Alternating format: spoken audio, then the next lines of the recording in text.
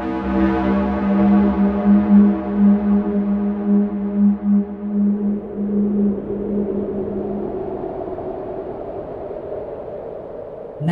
Everest. Standing at 8,850 meters, the mountain has stirred the imagination and courage of man for centuries.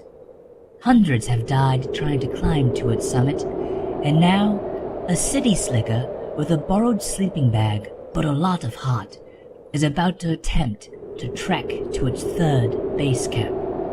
This is the Everest Podcast.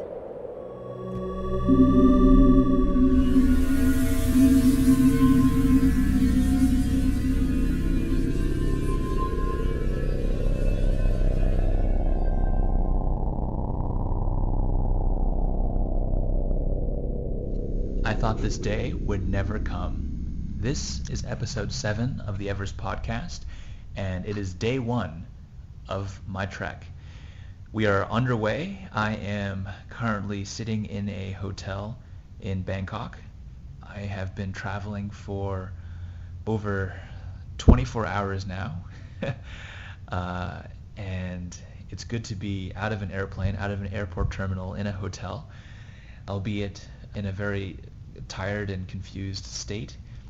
Actually, it's day 1 and day 2 because we crossed the international date line, so now it's actually 2 days into my trip, at least the trip itinerary, and feeling pretty tired. I'll make this a short podcast.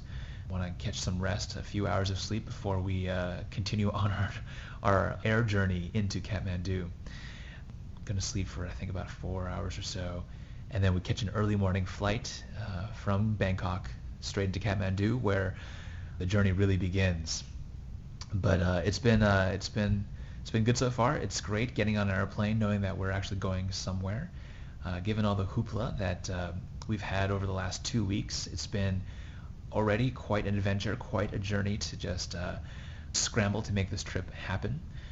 In the last 2 weeks, as you listeners know who have been with me along the last 6 episodes, has been quite a harrowing experience. Trying to salvage this trip. I've been on the phone with the U.S. State Department, with the U.S. Embassy in China, with the Chinese Embassy in the United States, with tour providers. It's been just a crazy experience trying to confirm the restrictions currently in place in Tibet, figure out my alternatives, figure out how to reroute my trip, arguing with my travel insurance company, with my airline company, to try to see if they'll do the right thing and refund my money or refund my miles. Still, that's all TBD. They insist that they can't. We'll see what happens. I may have to enlist some of your help at some point and see if we can actually fight these guys in numbers. So thank you all to all you loyal listeners, to all you devoted listeners. May have to do a call to action at some point, but I'll wait till we get back. My whole intention now is to enjoy this trip now that I'm underway. I can't wait to set foot in Kathmandu. It's so exciting to be this close now to my trek. Very nervous, very excited. Highly anticipated trip is now finally coming to be, which is fantastic. And thanks for listening. So this is day 1 and 2 of the trip.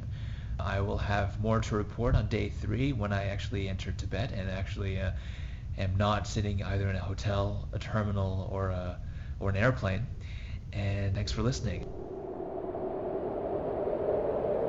For more information on Erick's Everest trek, as well as photos from his trip, please visit his website at www.everestpodcast.com.